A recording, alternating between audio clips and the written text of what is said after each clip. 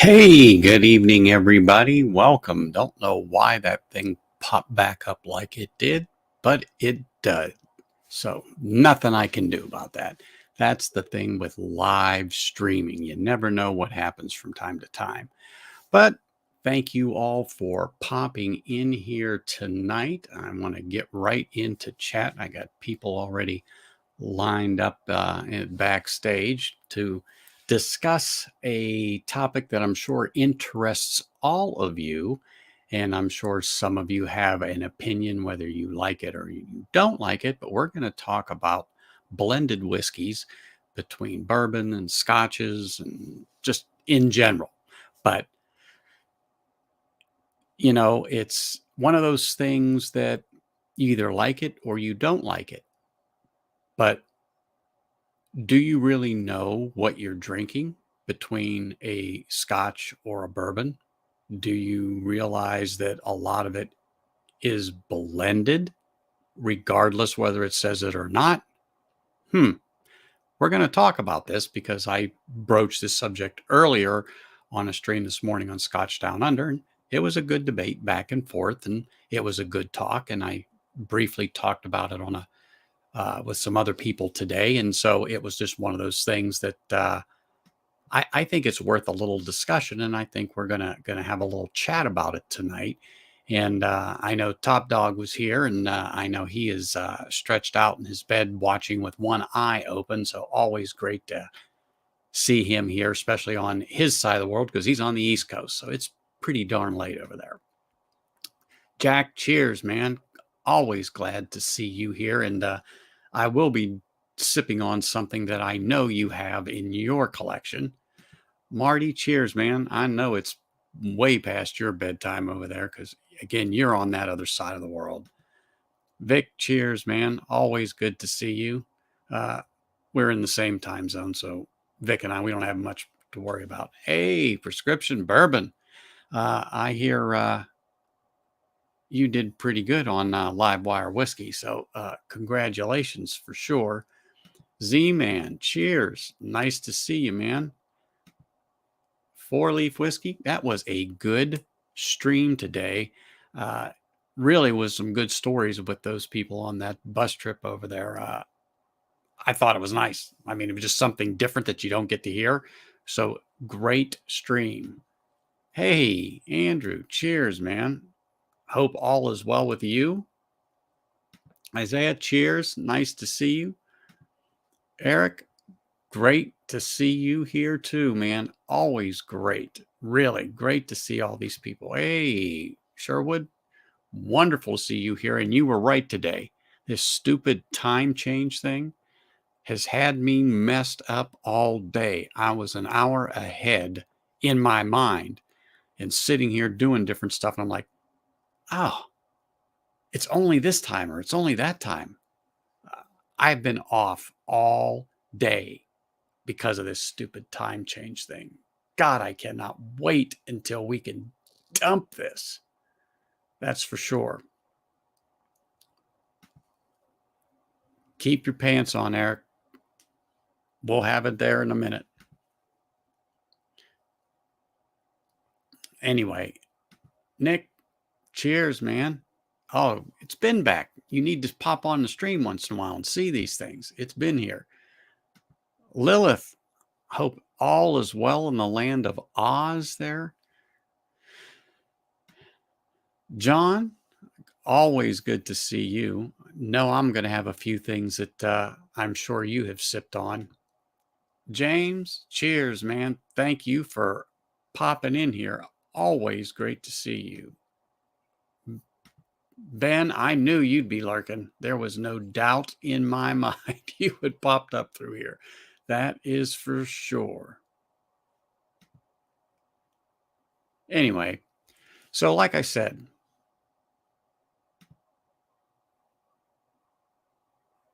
we don't want to know if he does or doesn't. As long as he stays seated when he's on the stream, we don't care. That's for sure. Well, whiskey fancies. Cheers. Always great to see you girls here. That is for sure. Anyhow, let me just move on here, and just say blended scotches. Why do they get such a bad rap? I don't know. I'm not saying all of the blended stuff is good. No, but it isn't bad. Not at all. How many of you have had blended whiskeys in general? Let me know. Just, if you've had Johnny Walker, Compass Box, Rock Island, whatever. Just let me know what you have had, and was it a thumbs up or a thumbs down? But what I'm going to talk about is, why do they get such a bad rap when a lot of the whiskey we all drink, including the stuff behind me, are blends? They may not say it on the bottle, but they are a blend. So why is it that blends in general, people turn their nose up at it? But because it's not on the bottle, they don't think it is. And that's where I go, what? In one of my favorites in Bardstown, how do you think they put their whiskeys together? It's a blend of 4, 6, 12, 17-year-old whiskeys, right? Doesn't say it's blended on there, does it? And people flock to it like an all-you-can-eat buffet. So what is the big deal? So anyway, I just want to talk about this subject because I just think it's something that has a stigma on it. And let's see what we all think and want to talk about. And another one that people always like to mention is barrel. Well, what do you think they do? One of them they talked about was seagrass. That's a blend. So let's dive into this a little bit on what a blend is and so on and so forth. And I've got somebody on here that, believe it or not, he knows a little something about Scotch. So let me have him come on because it's late where he's at. What's up, brother? Hey, what's up, buddy? How are you? Oh, pretty good, pretty good. I'm glad you are. I think Glad you are, and appreciate my you lighting coming on. off tonight and got the nice ghostly white look, so all for bourbon, really. Of course, without a doubt.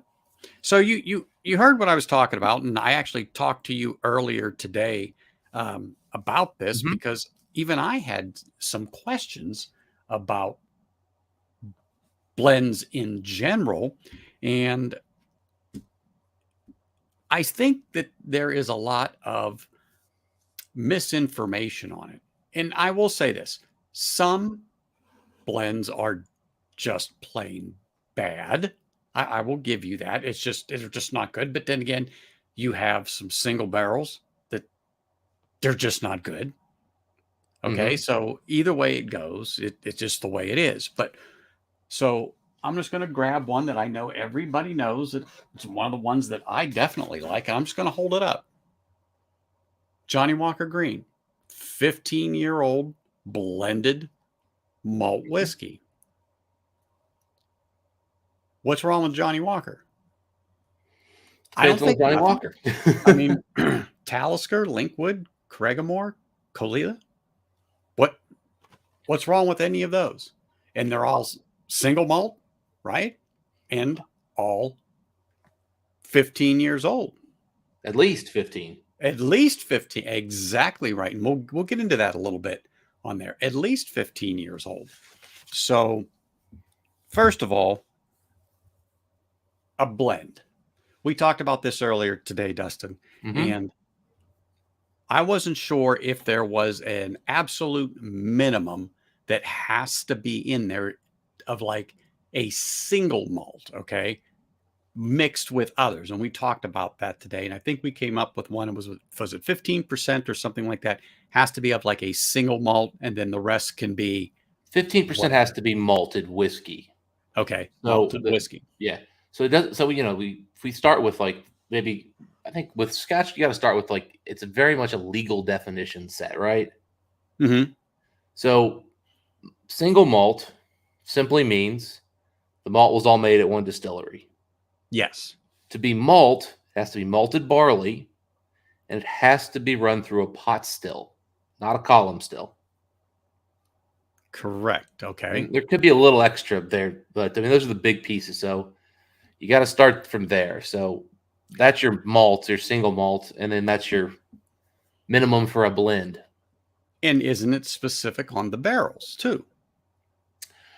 Yeah, there are some barrels that are not allowed in Scotch. I don't remember what the full list is, but I know, for example, tequila is a recent addition where you can now make Scotch with tequila, but you couldn't in the past. Hmm. So they There start. was none of those, and Yeah. that's one of the barrels I was thinking, and I wanted to bring that up. That at one point you could only use, let's just say, X bourbon barrels, and you couldn't use a rum barrel or you couldn't use a tequila barrel or whatever. But a lot of that has gone by the wayside. But also, what I've noticed, there's not a lot written in stone when it comes to being a blend or what makes it specifically a blend, right? I mean, I think to call it a blend in the Scotch sense means you're not a single malt. That's really all it is. Yeah. It means There's you are nothing Scotch, but you're not single malt. exactly. Exactly. And almost there was one thing I read, almost 90% of the market is blended. Hmm. 90%. So you have people that will tell you, oh, they don't drink blends. I don't generally say anything, but I go to my mind, I go, well, do you drink Knob Creek? And I know you do. So if you're drinking Knob Creek, are you drinking some blended whiskey? Yeah. Yeah, you are, because it's not a single barrel or a cask. So it is a multitude of different barrels together to get the profile that becomes Knob Creek. So it's not on the actual bottle, doesn't say blended at all. So there's nothing that says you have to have that or what defines it when you get into whiskey, other than bourbon has to be 51% corn or higher. It cannot be called bourbon. That's the only thing that has to be. And of course, the barrel. But other than that, it's bourbon. But when we get these single malt scotches that are out there, I just in my mind, because I enjoy a few different ones, I think they're great, and I think people are not really thinking about this in a broader perspective as to what it is, what's available, and that it actually is pretty darn good. And for the money, I think it's wonderful. And at one time, back you go back to the 50s and 60s, guess primarily what you were drinking all the time. Oh, it was all blend. Even the bourbon was blended bourbon or blended Bingo. whiskey. And the single malts really come of their own back in what? The 60s maybe? 60s, yeah. I think the 80s was really when That was the highlight. Macallan I really think started their marketing push towards age statements matter and single malt. Somewhere in the 70s, 80s, they really they pushed that hard, and it's stuck with the industry till this day. mhm. And so And I think that's part of that whole prestige movement. Again, Scotch has always been about for being prestigious. It's a snob drink. mhm. Well, call it what you may. Good is good, right? Yeah, no, Good is absolutely. good. You like what you like. I mean, um, this is another one that I happen to have. I'll hold it up. Compass box. Hmm. Everybody knows this. It's a blend, right? And Yeah, one of the things a blend has to be is above 40%. at least 40. Yeah. Well, this is 46. I don't really like 40 in a blend. I just don't. To me, it just doesn't hit the sweet spot. However, I have some single malts that are 40%, and they are great, and I'll get into that. But this one here, everybody knows the Compass Box, right? Everybody knows this one. Everybody knows the Spaniard, Flaming Heart, by Compass Box. Those are some good blends. This one is like Fruitapalooza. You pop the top on this, and to me, instantly I get almost like a Zinfandel, a wine, right on the thing. I mean, it's like it's wow. I mean, that's all I could say is that's how strong the fruit influence is on this, and that's one of the things they straight out tell you is it's fragrant, sweet, and balanced. Well, it is non-chill filtered, no color added. 46 ABV. I mean, they call it an orchard house. It better be fruity. Thank you. I was just going to say, and they call this orchard house. So I sure hope it is. But I think it's a great pour. I would tell anybody to pick one of those up and not hesitate, particularly the Johnny Walker Green Label, to pick some of that up. I noticed Bill just happened to say, and I'm going to pop this up. And since he said that, I'm going to pull it out. He's right. Okay. This is a great blended malted Scotch right here. It really is. And this has some peat to it. It's not heavy. It's not anything like that. But the note on here is great. It's sweet. Matter of fact, I had a pour of this today. I had a pour of the Johnny Walker. I had some of the Compass Box, and I'm working on right now is what I got in my glass is the Belvini 15. This is a single malt, but this is the sherry. And a single cask. Or and barrel. It's a single cask. So this is not a blend, one barrel and the bottle. So you get what you get. And that's... Of course, the Scotch world will tell you that when it's all from the same distillery, it's a vatting. I was just... Thank you for bringing that up. I was just going to say, so it is... Some of them are vatted malts. And so it's one distillery, one bottle. Here you go. But anyway, I think they just get a bad rap. I don't think people really know about blends and what they are, and then how prevalent they are in a lot of whiskey in general. And I'm not trying to just single out scotches or anything like that, but the whiskey in general is, there's a lot of blends out there. There is a lot of blends in whiskey.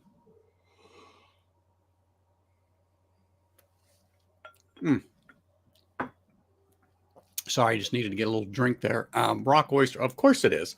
Particularly when you can find that rock oyster, because it's doesn't really exist anymore. It's Rock Island now. You can still find some of those down there for $50 or less. You got a deal in that one. You absolutely have a deal. Glenfiddich and Glenlivet is two big examples of that. Absolutely. One of my favorite 12-year is Glenfiddich. I'll grab that time and time again for just a good, simple pour. And I don't mean it simple in a bad way, but it's just a good pour. It's consistent. I like the flavor on it. It just does me well. And if that's what I like, that's what I like. So I agree with Bill on that. Those are some of the two great examples of it right there. And particularly their 12-year-old, because if you like that profile, you're going to like the Glenfiddich going right up the line, because that's what they start out with, and it goes from there. Mm-hmm. And that one that you had, I think that's what John was talking about. Yeah, Big Beat. Yeah. It's good. What was that? 30-year? This was a 33-year-old. Okay, I saw a 3 on it, but I didn't get the other one. That's the 33. Yeah, Yeah, 1980. Not all 1985 distilled. but a lot of people might not even think that you're going to find blends that old. Well, I've seen them 30 years old. I haven't seen them older than that, but that's the oldest one I think I have actually physically seen. But 30-year-old Mm-hmm. whiskey in there.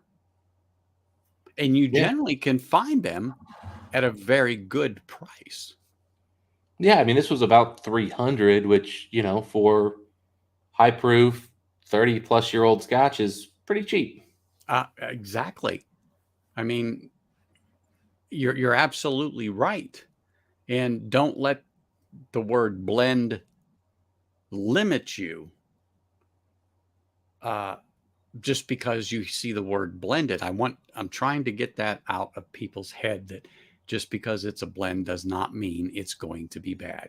And what I said before is too, yeah, some just are garbage. But that's with anything. That's with anything. Well, I think the bulk of what's sold as a blend in the Scotch world kind of is garbage to very much a mixer. Mm-hmm. And that's not necessarily a bad thing. I No, think the majority of people in bourbon would generally admit the bulk of bourbon that gets sold is probably best as a mixer, even if you're okay with it in a Coke or by you need. Your Jack Daniel's Old Number 7 is one of the best selling bourbons in the world. yeah, Your basic bottom shelf early times, or not talking the bottle and bond, but the bottom shelf stuff. That's meant for being mixed. That's what it is. there is something for everything, and I agree with you. Yeah. I mean, are you gonna mix a Highland Park 26-year-old, 24-year-old with No. Coke? No, no, that's not for that. Absolutely, that is not for that. You don't want to do that, in my opinion. Now, what you do with your bottle is your business. I may turn my nose up at it. I may shrug my shoulders, but hey, Not gonna lie, I've put a drop or two of this in a Coke or something. Not much. I don't put heavy, but I might put a drop of this in there. And let me tell you, this rye, for me, not something I love drinking, but man, it adds a nice flavor to anything you put a dash of this in. That's and that's the way you like it. Okay. Now, I'll say this though: don't put an ounce of this in there. This is for flavor, not for getting drunk. Yeah. Not for that. But there's a place for everything in whiskey.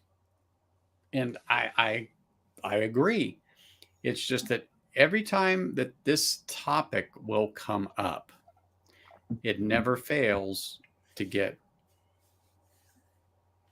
dumped on. And it's like, why? Because I can go back here, even though this is a pick, grab a Knob Creek and tell you this is a blend of whiskeys. It's not a single barrel.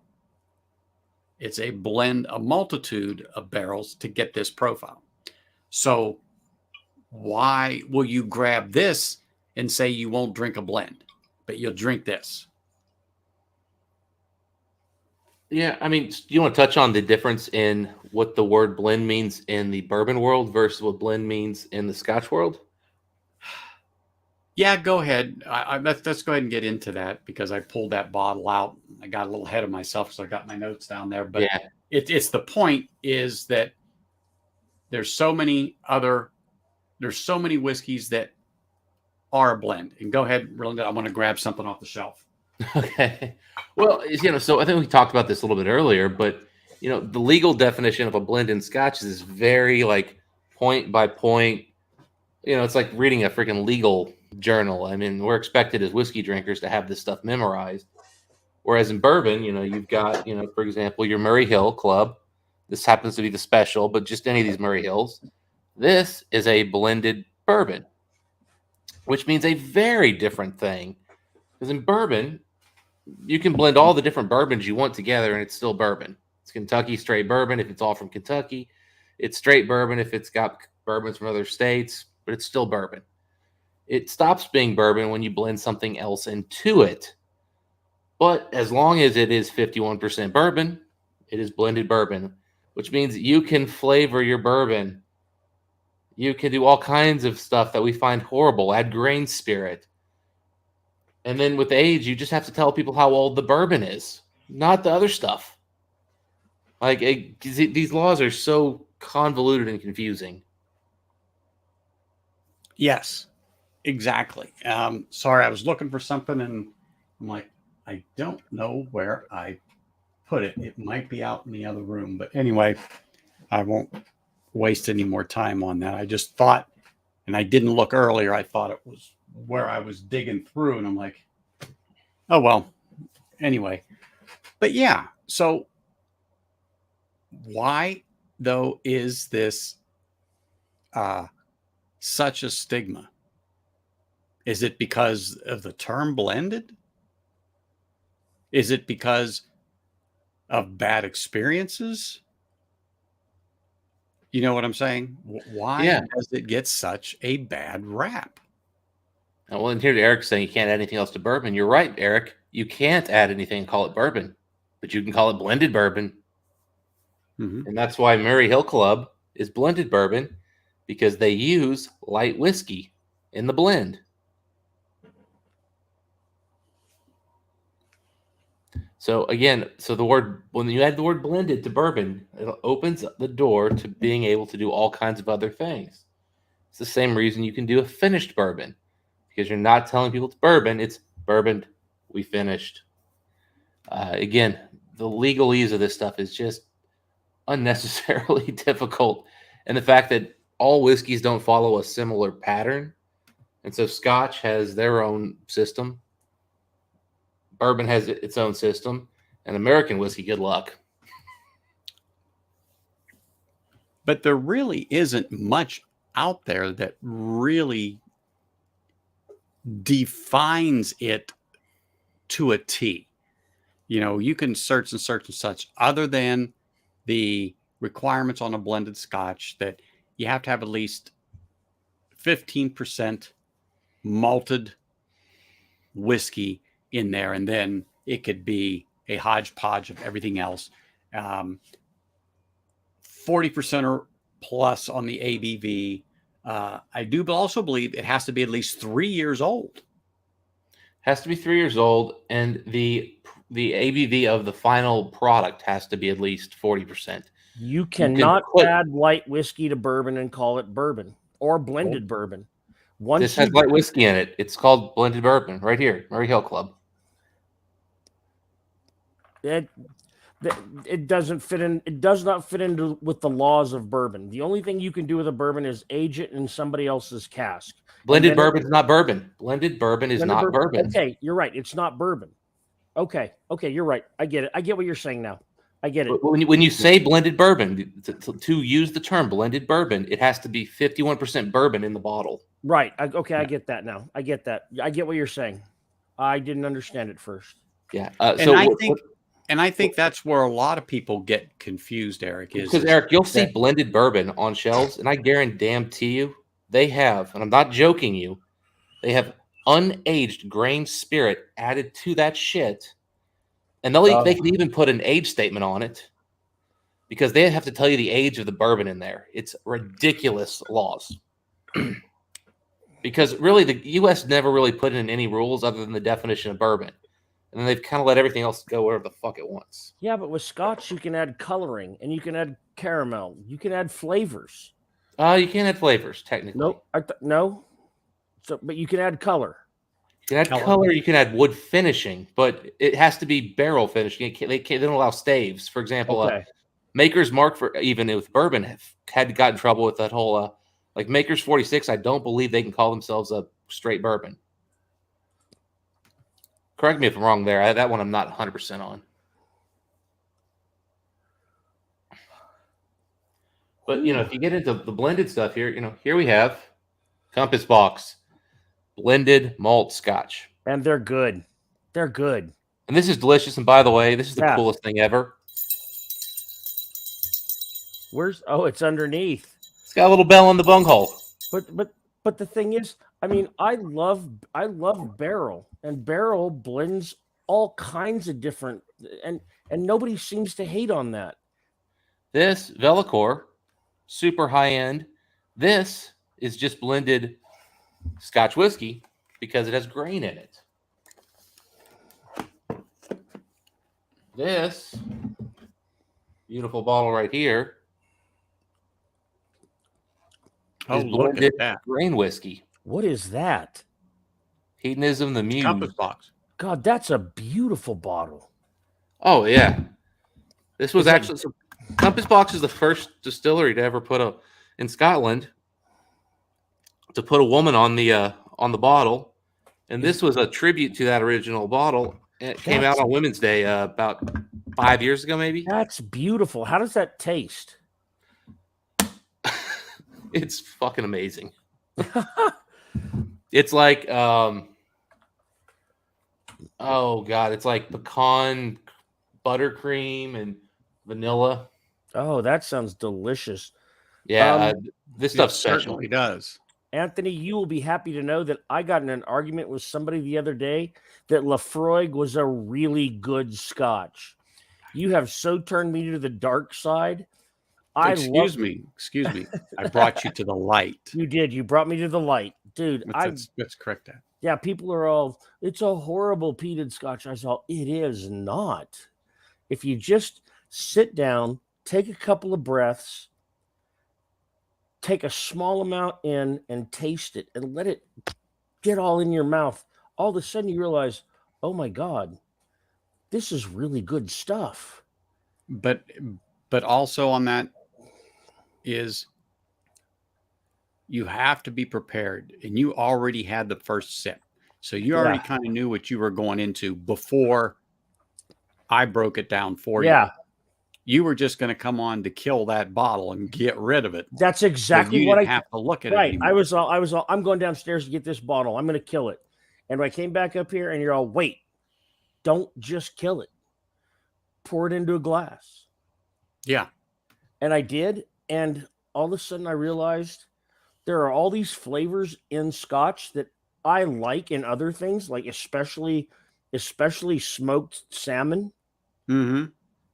A lot of Scotch has a lot of characteristics in common with smoked salmon. So I'm like, it's amazing to me now. It's amazing. I don't know how I thought it was bad. Don't know either. We think whiskey and we start thinking, well, it's going to be in this range. And when it's not, we're kind of like, whoa, that's just terrible. What is that? That's not whiskey. Right. And I hear people like when I first started doing Lafroig, people are, oh, it's got Band-Aid, it's medicinal, it's iodine. It is. It is all of that. Yeah, but let's break it down slower. Well, let's not call it all that at one time. So right here in this blend here, all right, there's some peat in here. But it's definitely nowhere near Lafroig. But if you start out here and you pick out that little bit of smoke, that peat, and then you start stepping it up, once your palate understands peat, the smokiness it has, how it accents the flavor in the Scotch and the sweetness, and how you get the salt, sweet, and smoke, kind of like people like that sweet and salty candy that it appeals to them. And how sometimes the Scotch with the peat is it, especially in the Lafroig, because you've got the sweet, you've got the smoke, and you've got the brine. Yeah, so you've but got the salty sweetness. At some point, peat doesn't mean smoky. I mean, correct. That's the thing I've now learned about. I've gone back now to Classic Lottie, and you can taste, because that water runs through peat. It runs through hundreds and hundreds of years of peat, and you can taste a mild peatiness to it that's not the smokiness. It's more the earthiness. Yeah, it's earthy. Yeah, it's terroir. It's the terroir. And so, yeah, I am a convert. I have seen the light. My work is done. Yes. My work Yeah, is dude. done. I mean, you've Dude. seen the light. I have absolutely seen But the light. This for in a blend to me is fabulous. And when you're talking about the next step in a true single malt, so one distillery, there are excellent ones out there. I really do like the Highland Park 12, 15, the Tomatin 12, Glenfiddich 12. What else? Mortlach 15. I think they're great examples of the single malts in Scotch. I mean, there are other ones out there, but I'm naming those because those ones don't have peat or have a lot of peat that's very small. The one I really gravitate towards is that Bunnahabhain 12. Now, I really enjoy that Bunnahabhain. That is here's the other thing. Wonderful. I watched when it comes to, earlier this week. Aquavite was on, and he was talking about the difference between Bunnahabhain 12 2021 and 2022, and he was like, he was talking about how 2022 is he was everything he wanted 2021 to be. Is that 2021 wasn't as rich and flavorful as 2022 was, and you can get that right. And I have that, and then I also have the Ardbeg. The Klingon. No, I have the Klingon Bunnahabhain. Oh yeah. And I love that. That's got to be one of my favorite scotches ever. Yeah, we need more of their peated stuff for sure. Yeah, it's so good. The scary thing is the master distiller there would like to reduce, if not get rid of, the peated stuff. Really? Why? It has to do with some levels of marketing and some other stuff. Let's just say I don't agree with him. Me either. No, I mean they also do the Port Charlotte. Did they want to get rid of the Port Charlotte? That's Bruichladdich. I thought we were talking about Bunnahabhain. Oh, Bunnahabhain. I thought Bunnahabhain and was also a Bruichladdich. I thought it came from the same one. No? Oh, okay. Nope. Different distilleries, similar names. Oh, okay. I Exactly. should point out I spent 12 hours drinking last night with an industry insider. Yeah, for some reason I thought Bunnahabhain was just part of the Bruichladdich line. No. Okay. No, I would say Bunnahabhain's probably if you're wanting to get into Scotch and you're wanting to try the most different kind of expressions, Bunnahabhain really does offer more options than just about anybody. Well, their 12 is what took me from bourbon to Scotch, because somebody said, well, try the Bunnahabhain 12. If you like bourbon, you're going to like Bunnahabhain 12. And they were right. It's a good whiskey. It's a good, and it's got some of the sweetness that I like about bourbon. And yeah, they do a great job with their sherry casks on that bottle in general. Bourbon. You're such a funny guy. You know what, Bourbon? I too would love to get some Bunnahabhain Port Charlotte. Yeah. I don't know what that even means, but I'll take some. Exactly. Please send emails to bourbonneophyte@gmail with samples for everybody. Yeah. Oh, Deanston? Okay. I didn't know about that one. Tobermory, yeah. Okay, but I know about Deanston. I thought Deanston was somebody else. Okay, see there? I just got a little bit of an education. They're separate. They are separate distilleries. Yeah, owned by one. Oh yeah, it could be owned by one, but yeah, they're definitely. Yeah, they're not distilled in the same place. And you're right, John. It has some good smoke to that. And when I say good smoke, it's not a heavy smoke. It's not, like in a Ardbeg or even Lagavulin. I think the peat level on the Buna is an exceptional taste. In other words, I enjoy it. It's not overpowering whatsoever. It's just like the Buna 12, but I think the 18 is just a notch up. I've had one pour of it, but unfortunately, I have not had it to compare and contrast it to the 12. But yes, another one that I like to sip on are the Highland Parks. And Greg had sent me a few, and they were really good. And that's some of the things that really opened my eyes up to the Highland Park single malts, and starting looking for that. And then Dustin turned me on to the Cadenhead Highland Park. Did you find one of those, buddy? Oh, I know where there's more, like at least that many more. Oh, you need to get some. At least that many more of that one. I think you should get that many more, and we'll You figure should out get we'll that figure many out more of who them. we'll figure out the cost and how the bottles get allocated. But yeah, they are. I looked at them, as a matter of fact. That was the one we drank on last night, actually. Yeah. Well, that's what memories are. That's for sure. That is what memories are. But back to the blended Scotch. I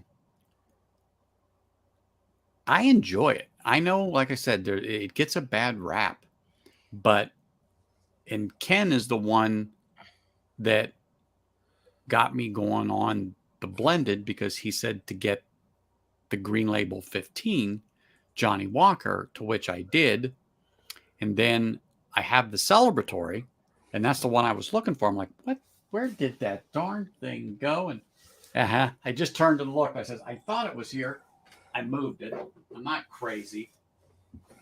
It was just, I moved it over. I think I knew it was here. There's something about the Johnny Walker. Walker. I just didn't move over far enough, because it's not where it was when I last seen it. But this is another nice drop. Johnny Walker tastes good, but there's just something kind of flat about them. When you get into these, I don't know if that's the right word, flat, but there's something that just doesn't have the same sort of malt and peatiness that. Well, let's break it down then real quick here. So let's start with Anthony. You just referenced two different Johnny Walkers. One I know, one I don't know. What kind of blend is that celebratory one? Sorry, just happened to take a good sip. No problem. You know what? I don't know if I have that information. No, I just mean, is it a blended malt? Is it a blended Scotch? That's what I'm opening up right through here. Should be right on the bottle label. They'll never put it on the box, because why make it easy for us? Right. Yeah, that's true. This is not it's a blended Scotch. Okay. So now, Eric, which Johnny Walkers have you had? I've had blue, I've had green, I've had red, I've had black. Red was your mistake. Well, I mean, yeah, but I mean, I had this one client, and he thought he was the be all and end all of Scotch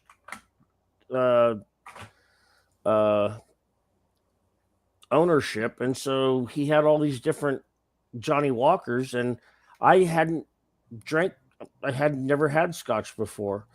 Hey, Scott. And now going back, there's just something. It's sort of, they're not bad, but they're not Bunnahabhain, they're not Octomore, they're not Port Charlotte. So other than the green, all of the other ones use grain whiskey. Okay. which is not inherently bad. Keep in mind, bourbon is by definition a grain whiskey in the Scotch world. Correct. But in general, grain whiskey is a little less desirable, especially in the Scotch context. With kind of the reality being, kind of like how in America we think rye whiskey can age a little less than bourbon does. Mm-hmm. Well, single malt can age less than grain whiskey does. So when you get an expensive grain whiskey, for example, this Hedonism, the Muse, this has 40-year-old grain whiskeys in it because you need some age on grain whiskey. So when Johnny Walker puts out a 12-year-old black, well, 12-year-old grain whiskey is pretty young stuff, really. So what grain is it that they use? Well, they can use corn. Anything. Yeah. It could be corn. They could still be using barley. They just didn't malt it. Non-malted barley, right? And then the other thing is, again, this is key. This is something bourbon doesn't do a very good job with. Pot stills produce more flavorful whiskey. Right. Most of the big guys in the U.S. use column stills. They're just mass producing whiskey, and they make up for it by they know how to do it better. They've been doing it longer. They got the rick houses, and it's they faster. know their shit. Column still, I understand. Column still distilling is faster because you can produce way more whiskey that way. You can throw it past 5 plates. Where if you're doing pot still, you have to do the pot still. It goes in, and then you have to bring it back to do it again if you're gonna do it again. Whereas, depending on the number of plates you have with a column still, you can very quickly create. You can create a 5 or 6 times distilled whiskey very quickly. Yeah, and so what they're doing some grain whiskey, grain whiskey can be column still, and they could even use malted barley and simply use the column still, and it still gets classified as grain whiskey. So grain whiskey is a broader category than single malt is, because they kind of, it's a catch-all for anything that doesn't meet the malt definition in Scotland. And it does make a difference, yes. Now, that said, there's only a handful of grain distilleries that are in the portfolio of Diageo. So, yeah, you could probably look up exactly what they're doing. I've never looked deeply into the grain whiskey. I've been very, very limited in my single grain exploration. And see, that's the other thing that's interesting to me. John Cran says the size and shape of the pot stills makes a difference. Oh, huge difference. Yep. So the more circumference down at the bottom of the pot still, there's going to be a difference than a pot still that's doesn't have as much girth. Girth matters, ladies and gentlemen. Girth matters. Right. It's also the angles and the shape of the still. Even, I mean, it can even come down to girth, shape, and angles. All of that matters a whole lot. Yeah. I mean, I think Sean's probably gone to bed. With Whiskey Wars, we were talking the other night, and he got to. I sent him some samples of the 19-year-old Ardbeg and the 25-year-old Ardbeg, and one of those was pre shutdown and one's post shutdown. And he was just talking about how they almost came off to him as 2 distinctly different distilleries malts, and I said, well, it is, because it's a different pot still they used. And those old stills just created an oilier, heavier, richer malt. Like, it was just distinctly different, despite the fact that it's all the other stuff's the same. So through pot still, is it harder to get a higher ABV out of the pot still? No, because okay. I mean, ABV is just purely about what you want the whiskey to come out of the still at. Now, it's generally seen as a higher quality thing to produce a lower ABV whiskey out of a still. Really? Yeah. It's much more. Think about it. If you want to make the most volume of whiskey, you want a higher proof. Right. You can water it down. Now, what happens with bourbon that we like? I don't want them to water it down. That's just the thing, is the higher proof. I don't want them to water it down. I love higher proof stuff. Well, so here's what's happening though. There's 2 things going on there. Cask Strength Redbird 12 was amazing. Rest. Redbreast. Redbreast 12 cast strength was amazing. Yeah. What I was getting ready to say is here. I got it here. It's amazing. But what bourbon drinkers often like is when the proof goes up in the barrel, which is usually a sign that it's let out. Water's basically evaporating. We've got more intense flavor. Angels are taking their share. Yeah, and the angels mostly get water. And in Scotch, we love it when somehow the alcohol doesn't go away and it just keeps maturing in the oak. And I don't know what magic happens, but it sometimes happens. But yeah, I definitely like higher proof, but it is more expensive, and there are people who prefer the quality effect of lower proof. So basically, they proof down the whiskey before they put it into the barrel. Because the reality is, I mean, if they could put everything in like 160, 180 or whatever, and that's illegal for Scotch and bourbon. Right. Light whiskey can do it. And that was actually a quality control method that both industries went to because they wanted to prevent people from just putting the highest proof in there so that they could water it down. Also, the tax man gets more money that way. Yeah, yep. And see, I almost think there should be a law that says you can't water it down. I really do. I mean, I know that's not going to happen, but I really think there should be a law that says you can't water your whiskey down. Whatever it comes out at is what you have to bottle it at. Well, but then we get into vatting, right? Like right. one of the most famous whiskeys of all time, and they're now $7,000, $8,000, $9,000. Were these old Springbank 12s, and they were only about 100 proof. And the reason was because they vatted it with like 30, 40-year-old whiskeys that had the proof had dropped below 40%. So they couldn't sell it as 40-year-old whiskey, but they could add to the 12-year and bring the proof down instead of using water.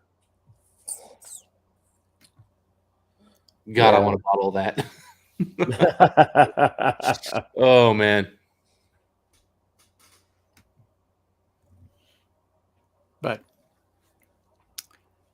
one of the whiskey fancies kind of made the point, don't buy it don't buy the low proof stuff. I mean, yeah, I agree. I in think bourbons, it's got to be 100 or north for me. I mean, I have some that are 90, 95, and they are good. But I have very, very few 80 proofers. As a matter of fact, my wife won't even set them in front of me. Yeah, and I agree. I have a hard time with things that are in the low 90s. I mean, I just don't think even those give you enough flavor. I actually think between like 107 and 115 is kind of the sweet spot for bourbon. I mean, I like higher than 115, but I think that the sweet spot's between about 107 and 115. You get all that flavor, the sweetness, you're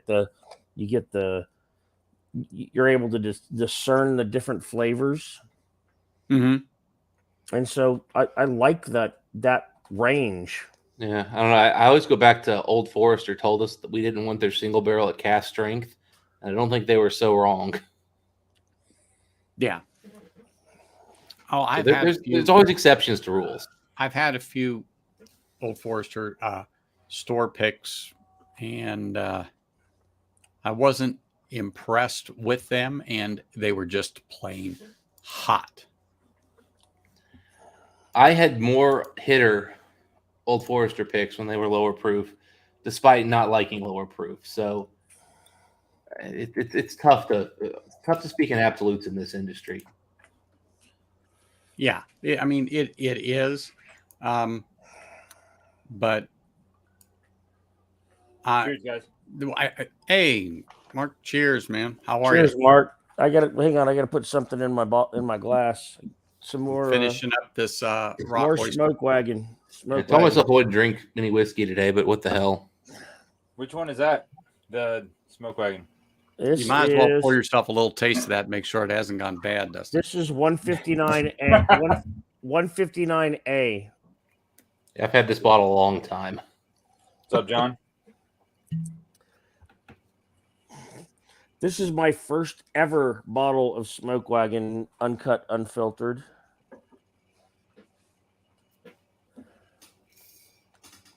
Well, you made a good choice there.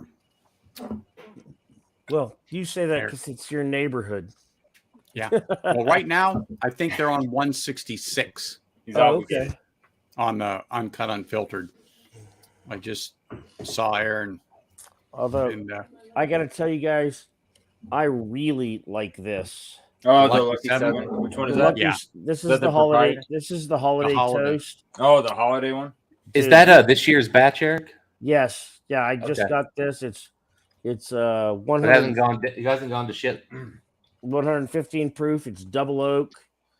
I guess the first one was a 4 char, and then the second one was just a very light char. Jeez. And so it gives it a really nice toasted marshmallow, sweet sort of dessert.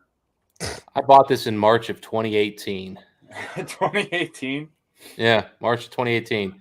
I just looked up the release date on it, and I know exactly when I got it in terms of time of year because my parents were in town. I bought it with them with me. I love that bottle, just the bottle itself. Compass Box does amazing artwork. No, they Well, that's- absolutely do. I like that bottle. Yeah, no. This was probably my first like $300 bottle of whiskey. Oh wow. That was $300. And it was like $280. Yeah, there's 40-year-old whiskey in here. Really? Yeah, How much? a lot. Okay, because It's not 15%. because that's always my worry when somebody says, "Oh, we got 19-year-old whiskey in here," and then you think, "Yeah, how much? 2.5%." Here, I'll give you the breakdown right now. Let me pull it up. Yeah, and that's cool that somebody actually is so transparent. They not only tell you what's in it, but what the percentage is of each. Okay, I'm a little off. So only 16% was 43-year-old. Okay. 43 years old. Jeez. Yeah. So 27.2% is 29 years old. Okay. 20.4 was 21 years old. I just mentioned 16% was 43. Yeah. 15.7 was 23. 13.8 was 33. 3.6% was 17-year-old. So that's the youngest whiskey in here. Wow. And 3.3% was 28 years old. Oh wow. See, that's what I want to hear. That's what I want to know. I want to know that when people blend things, I want to know what the percentage of each year is. Yeah. Now, so imagine if you took the mentality that most of us have, Eric, which is what you just did, but how much? And I told you this is a 17-year-old whiskey, and we later find out only 3.6% was 17-year-old. Right. Right. And that's Like, no, Yep. and you're absolutely right. But most places aren't that out front. Transparent. They're not that transparent. Yeah. yeah. I mean, I understand that bourbon, you have to age it according to the youngest, but if only like 1.3% is 16 years old and everything is older than that, I'm going to go get that because I know it's going to taste really good. Yeah. Or how about this? This is my favorite whiskey of all time. The Compass Box 3-year-old Deluxe. So it literally states it's a 3-year-old whiskey. Uh-huh. It is 90.3% 24-year-old Klein Leash. All right. Hey, good night, fancies. It's Okay. 9.3% 20-year-old Talisker. Good night, Okay. ladies. And it is 0.04% 3-year-old Klein Leash. So it's so little 3-year-old that it almost doesn't even do anything. John felt it did add a little bit of a bite to it that he liked. But the whole purpose of the whiskey was basically he got in trouble for disclosing the age of one of his whiskey blends in a piece of paper he included in the tube. Uh-huh. So after he got in trouble for that, his response was his next big $300 whiskey was to release a whiskey called labeled a 3-year-old that had 0.4% 3-year-old whiskey in it. Just to That's kind of great. stick it to him. No, that's great. I mean, that's what I want because it's not 3-year-old. We all Right. if they tell you that, we know it's not 3-year-old. And that makes all the difference in the world. Oh, those are two of the best value for money whiskeys ever released, Richie, right there. Twisted Any of you can Tattoo. get any of those bottles, pick them up. They are such a good value. I haven't had either one of those, Richie. HP full volume. Yeah, I haven't either. Huh. because that's Scotch, and I've just barely become a Scotch fan. Yeah, so. the full volume was a 17-year-old exclusive ex-bourbon Highland Park. Really nicely done. And some of those retail was about 100. I saw those on sale for $40 and they had a good proof, like 48% or something. Oh, Really well, nice. Ben Demon Hunter. Catch you later, man. And then the Twisted Tattoo is a 16-year-old that was first fill bourbon. All right, Ben. And then they used a red wine of some sort. I can't remember, but it was good. It was good. I'll try anything, John, especially with a Highland Park. That's Highland for Park sure. has put out a lot of crap over the years with their special editions and weird stuff. Those were not. Those were excellent. Those are two of the best whiskeys I've ever had that retailed for like right at $100. You know, I'm told that, for a while there, Highland Park on some of their normal stuff, they just kind of just lost it. But on their special releases, they've been pretty darn good. They put out some really expensive, good, but kind of, I mean, when you see the price, it's crap for the price stuff. So they got a little into this Viking Honor stuff. They've put out some turds. So, well, they're finally they're going to get away from that. Yeah, I'm glad, especially given that one of the freaking guys involved in the artwork is a fairly well-known white supremacist. So it was kind of a Really? Yeah, there was some weird stuff. I think like they're doing this Viking Honor thing, which has a double entendre in Europe with that stuff. It was very like, guys, you guys are just putting yourself in a bad spot here. Yeah. I don't think anybody at Highland Park had that issue because it was a marketing firm they used. And it got like talked about, then it disappeared. Nobody talked about it again. And then here in the last year or so, I think it got mentioned again, and suddenly they're changing. So, yeah. Well, also, it was kind of ugly. Because John talked about it too, I'm going to have to get a Highland Park and do a little pour of it. Oh my god!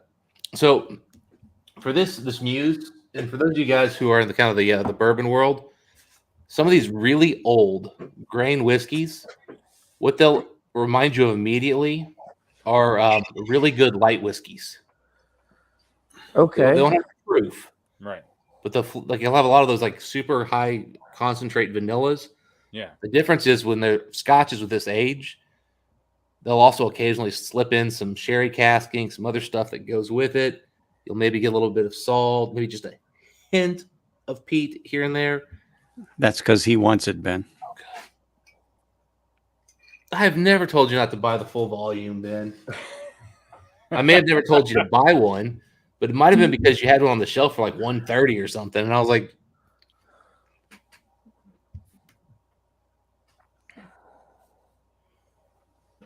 see there, Ben? Actually, honestly, I don't think Ben's ever sent me a picture of a Highland Park full volume, but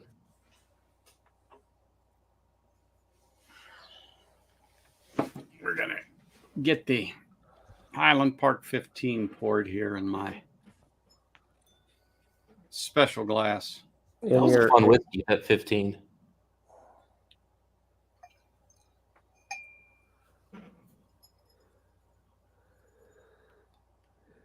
Ooh, I just love the smell of the malt of a Highland Park. Give that a swirl, an SJ. Give it a good swirl job. Oh, yeah. I tell you what, the malts, I could smell them all day. That sweet bread note I get from malts is yeah. phenomenal. And I agree with you. The single malts, regardless of where they come from, the breadiness in those is just amazing. Vikings were never into diversity. No. They were conquerors. They weren't even really conquerors. They basically just set up a system where they just came to ports and the people just brought them whatever they wanted. Right. Yeah. It was brilliant. They didn't have to fight anymore. They just came through and said, right. They set up, they had a whole bunch of guys there with battle axes and swords and a bunch of other stuff. And they said, just bring us stuff to keep us from going any further into your land. And that's what people did. Yeah. Yeah. It's true. I Yeah, mean, I guess conquerors wasn't the right word. They were more it's the same thing that the like bullies almost. They're kind of what you think of as a pirate. The difference is it was just much more like it didn't involve sea battles because nobody else had ships to fight them. right. Well, Right, but it's the same thing that Genghis Khan did. He would send 4 people in on horses and say, "You can give us tribute, and you'll put our flags up, and every year you'll pay us tribute, or we will destroy every man in the entire place. We'll slaughter you. Yeah. And we'll slaughter every man, and we'll still make you part of our kingdom." Mm-hmm. And so, I mean, and I'm not trying to pretend like Genghis Khan was this great Leader. humanitarian. He was a great leader. Oh. I don't think he wasn't a great humanitarian, but he would much rather not destroy everything and just have you pay tribute. So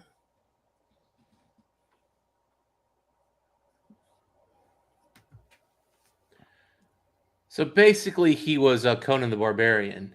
yes. To crush your enemies, to drive them before you, and hear the lamentation of their women. Exactly. But I always thought that Conan the Barbarian was based off of Genghis Khan as a kid, anyway. He might have been. Yeah. yeah, I've got the original book of Conan, the original one. It was really He good. invented Mongolian barbecue, so yes, he was great. You're right, Bill. Mongolian barbecue is pretty damn good. Hey, that's a great restaurant, man. When I was in my early 20s, they had $5 Jaeger bombs, and all you could eat food basically. Oh God, Jaeger bombs. Germans used to laugh at Americans so much when I was there about them drinking Jaeger bombs. ugh, They just I'm thought done they- with them. It Oh, was yeah. the dumbest yeah. thing ever. It was a digestive. It was to help your stomach turn things into crap. Hey, all I know is a friend of mine actually opened a bar, and on Wednesday nights he had a Bud and a bomb for $5. You got a Jaeger bomb and a Budweiser for $5. Oh wow. Highland Park cast strength. Is that number 3? Number 2, number Okay, 3. I was like, I didn't know 3 was out. I'm saying, yeah, I don't think the 3 is out yet, but this is 2. John was talking about the 1, number 1, and I'm like, oh, I never I've saw got 1 2. in the States. I've seen 2, but never 1. Yeah, well, it's because it's gone. It'd be sitting on a shelf somewhere. Ben probably knows where one of these are. I never saw Personally. 1 by me at all. I saw the 2 come here, and I actually had to go to the manager, and I was like, "You've got this mispriced." And he goes, "What do you mean? It's cast strength Highland Park?" And I'm like, "Just because it's cast strength non-age stated Highland Park should not be more expensive than 15-year-old Highland Park." Right. And he was like, "It's cast strength." I was like, and he goes, I'll have the team look it up. He came back and he goes, "Yeah, that was wrong." He goes, "I'm looking for the purchase order, but we are by far the most expensive store in the country. We did something wrong here."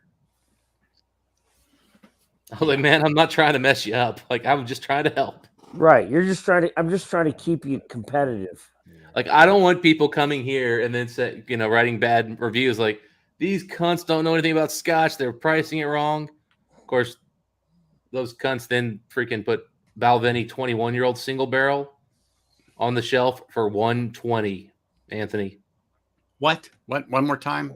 Balvenie, Yeah. 21-year-old single barrel for $120. What should it Where- have been? In the States, about $300. Oh, well, hell. Don't At least correct that. $250. All right, Jacob. All right, Jack. Cheers, man. I paid over $200 to have one. I purchased one in the UK when it came out. Good night, It's $300 Jacob. for the regular 21. The single barrel is a much better whiskey. Well, the only thing I could tell you is this: the Highland Park 15 is great, and you know what? Similar in the peat's just a little. The smoke peat is just a little heavier on the Highland Park, but close to this. Rock oyster. Close to the rock oyster. I thought it was And rock lobster. as I was swear sipping on it, I was looking at the rock Rock oyster, lobster.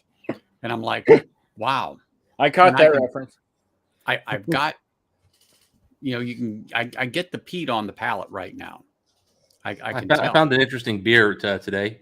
Stack's mom. That's an IPA. Isn't it? Stacy's mom. Oh, Stacy's mom. Yeah, Dude, she's The got it Glacier is going on. ridiculous. Does it have it going on? It's got to. It has to, right? Yeah. Right. Stacy's mom has got it going on. Yeah, she does. She has it going on. I've heard I'm actually that. I'm kind of surprised nowhere on here does it actually make that final reference. And it Oh no, should. that's you're in love with this beer. Uh, I don't know how it doesn't say on the can it's got it going on. Stacy's really mom has got it going on. John, that would be perfect. That would be good. Now the Project 20 that I have, that's good in the Glenfiddich. I like that. I wish I could. The problem is they make so much money and their stuff sells so well that they don't have to try. It's one of those brands that it's been there for a while. It's like Johnny Walker. People talk Scotch. One of the first things they say, "Oh, you talking about Johnny Walker? You're talking Dewar's White Label." Yep. Oh. You're getting back into the blended stuff because that stuff's been there forever. Cutty Shark. Oh, I know, but it's been No. there forever and a day, and it's still popular today, and still sold. You got to remember, we're in a connoisseur group. I always Which is consider myself different- a commensor, not a connoisseur. We're a different group of people than those that look at status in whiskey. yeah. Who look at how the perception of owning certain things. Like a lot of people see whiskey as a luxury good, not as a consumable as much as a luxury good. And so, certain brands can have benefit in that, and there's certain consumers that buy things because it's a prestigious brand. Yeah. It's the reason why I think BMW has trended their cars to be more like Mercedes. Just be luxury, be comfortable. So people want who are spending a lot of money. John, if they bump that up to in the proof, I think that'll improve the palate a bit compared to what it was. Yeah, and that's the same thing with the scotches. They're bringing the proof down because they want to make it smooth and easy to drink for somebody who's not a whiskey. But that was one of the appealing things of the blended scotches. I hate Smooth, the word. easy to drink. I hate the word smooth. It means I know, nothing. But that is one of the appealing things when people say, I need something smooth. They didn't like or want the burn that bourbon will give you. I'm all like smooth. Well, how soon after the waxing did it actually occur? That's for me. That's what smooth is. Yeah, I mean, it's the difference. It's the difference in like your leather seats in your car and your bomber jacket. Right. There's kid glove, and there's bomber jacket. Yeah, and you know what? And somebody who's really into leather probably loves wearing that $1,000 bomber jacket that's been beat to hell looking. Right. They wear it every year, and they don't care. The more you wear those, the better they are. The better they feel. Yeah. Well, but like I remember I bought a leather jacket. It was like a Ralph Lauren. It was a windbreaker. It wasn't even like a full jacket, but it had this baby soft leather. I've touched it, and I was like, "Ooh, that's nice." And then I realized that really wasn't better quality. It was super soft. It was super soft, right? If you're riding on a motorcycle, you want something to protect you when you fall off your bike. Yeah. Oh yeah, that jacket would even for breaking the wind. I mean, if you went over 25 miles an hour, would have been failing. Right, but it damn sure would have failed if you'd fallen off your motorcycle and expected it to protect your elbows, or if you just wanted to wear it out like in the rain occasionally, like it would have worn out so fast. Yeah, it's too thin. So how's that compass box there, Justin?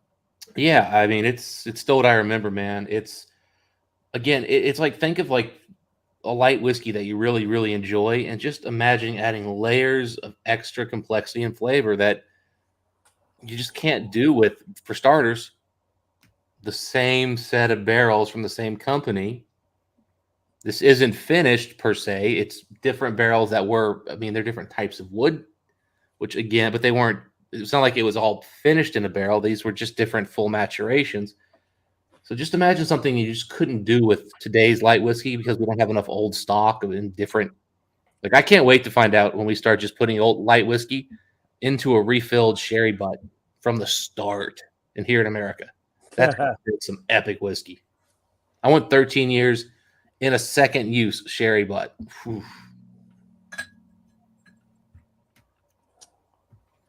Oh, Richie, yeah. let's not speak of leather jeans and pants, especially the leather jeans. That's a thing. They're called chaps.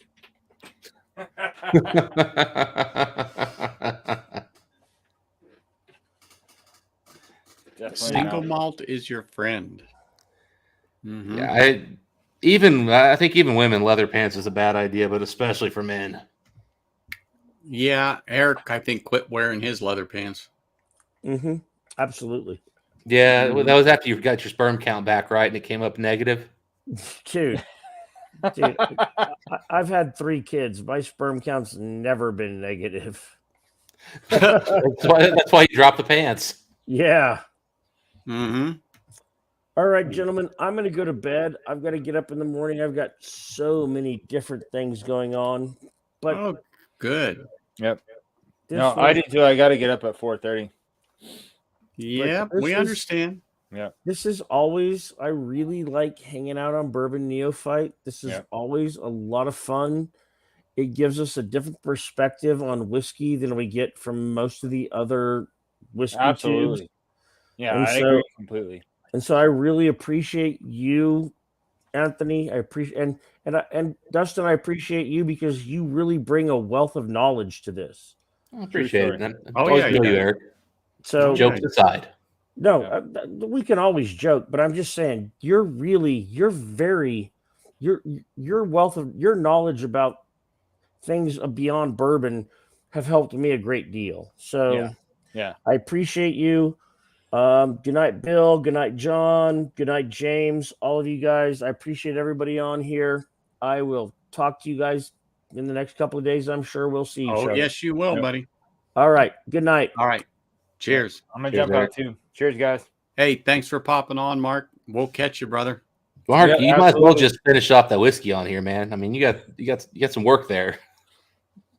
I'll work on it, but I got to start getting my stuff ready for work. tomorrow. Gotcha. Yeah. All right, Cheers, man. buddy. But hopefully, I'll see you guys on Veterans Day. Yep. Oh, that's right. Yeah. Now, when is That's Veterans Day? That's the 12th? The Uh, 11th. 11th. Friday Okay, night. Friday. Friday. Yeah, Friday Gotcha. night, 8:00 my time, Pacific. Be going on and got a whole bunch of people coming on with me to celebrate Veterans Day. Oh, cool. Yeah, I'll try to definitely at least catch some of that. If not, I'll catch the replay. Absolutely. That's it. All right, guys. Cheers. I always forget about Veterans Day. It's one of those holidays where, because I worked in baking for so long, we didn't get it off.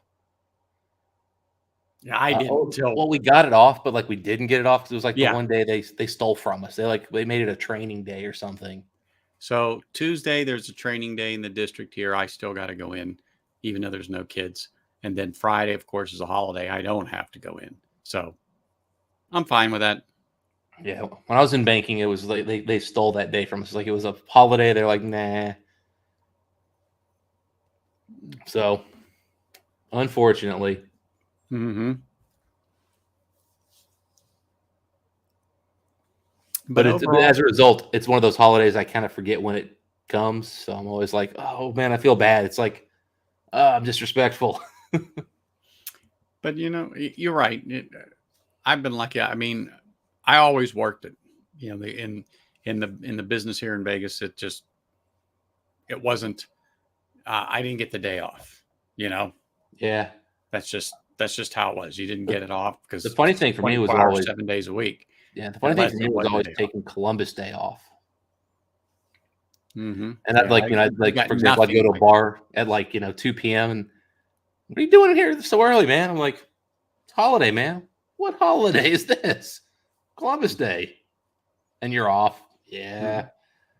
There I you remember go. one guy who just kind of jokingly laughed. He goes, "Yeah, man, didn't Yep. you guys put out your Columbus tree?"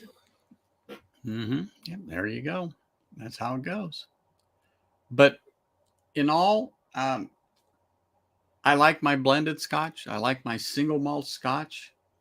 I I don't shy away from uh, trying the blended Scotches at all. They have their place. They have their purpose, just like everything else does. Yeah. And I think it is a good addition to anybody's bar, shelf, table, whatever you're using. It's something that you should have on there without a doubt. So I brought this over here. So Rattray, they're an independent bottler. And as you can see down here at the bottom, it tells you the distillates in here: Tamdu, Strathmill, Cragganmore, and Mortlock. 21-year-old age statement. This is bottled at, let's see here. This comes in at 54.6%. Oh, lovely. Nice yeah. color. You- It's, good You'd age. like that once or twice. It ranges. So this is probably got up to 22 or 3-year-old whiskey in it, because they tell you there's different vintages. In fact, yeah, there's definitely 23-year-old whiskey in here from Tamdu. This was extremely inexpensive.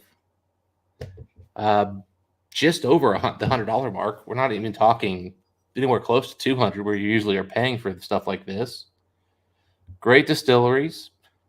Could use a little bit more disclosure, but this is, again, independent bottler who decided to create a batched blended malt product, priced it affordably. This is delicious. Mm-hmm. And it really kind of brings me back to, there's a good chance these 4 barrels they had, or groups of barrels, sucked. And they were like, you know what? I don't want to release a single barrel with this. And somebody said, you know what? They have flaws, but we can find a way to blend them out. I think they did it. I think that's where, I think historically, that's what blended whiskey's been. On the premium side, was they found stuff that wasn't quite right for single barrels, and they found a way to blend it out. And that's great. Exactly. And that's what master blenders get paid to do at distilleries, is find uses for those lesser casks. They get paid decent money to do that.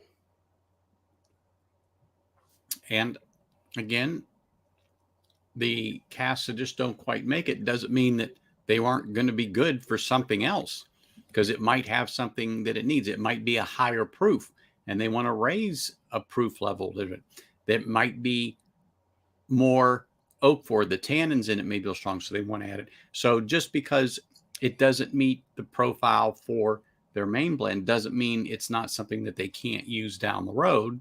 They just put it back on the side and leave it set and go, oh, we'll cut it with that. Or this needs this. This barrel has the spice. This barrel has the proof. This barrel is just overly sweet. So let's add some of this to this. Mm-hmm. I mean, it gets used, but granted, it all doesn't. And so these other companies buy it up and make their blended Scotch from some of this stuff that the other factories didn't use. Yeah, I think at the end of the day, the reality is blending should create a better product. If you have unlimited resources and funds and access, the best whiskey you can possibly make is probably a blend. But that is not what the industry markets and articulates, because, well, it doesn't fit their description. It also, in the Scotch world, they're trying to protect their branding. They want you to think of their brand as, we make the best whiskey. Now we make the best. You can fight over it. We make the best peated. We're the best Speyside if you like this. Well, there you go. What do you think they're going to tell you? Well, the difference, they make the best whiskey. Johnny Walker. Difference with Red. Diageo is they've built an entire supply chain. I actually think blended whiskey gets priority from those distilleries. Like, for example, how many Linkwoods have you ever seen, Anthony, to buy? Oh, I haven't. I've seen them in, I want to say it was a Cadenhead or something else where I had Mhm. seen the name, and but that was it. This is the only official bottling I've ever seen of Linkwood. Well, that's the actual first live bottle I've seen in somebody's hand. And that's a 37-year-old. I mean, like, that's how rare it is to see a Linkwood, period. And the reason is because it's all going to blends. But Look at this like guy I with said, the stogie. blends are 90% of the market. Yeah, and these big distilleries there's good sized. I wouldn't say big, but the good sized distilleries. That's all they do. And mind you, we were talking earlier about stills. I should point out, Linkwood's famous for their stills. Like, they actually, on their marketing, the still is the actual logo. Mm-hmm. They refer to them as curiously small stills. And I'll tell you what, Linkwood's great malt. I think Bill just made the comment. It really is. This particular bottle, honestly, I think there's independents that are much younger and much cheaper that are better. But That's the first actual box bottle I have seen of Linkwood. it's the only one I've seen, and I've actually looked, and I don't even remember seeing another one. It's been Diageo puts out those in their special releases so rarely.